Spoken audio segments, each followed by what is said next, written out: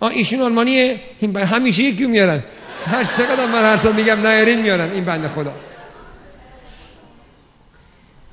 ایشون برای شما بلیط خریده. چقدر پسر نازنینیه. What's your name? Anne? Anne. My name is Chos. خوشبختم. Anne. How good is your Farsi? یکم میفهمم. باریکم. Dankeschön for buying her tickets. Anne, اسمتو عوض کن. Please. No more Anne. Change your Iranian name to Puya. Poo?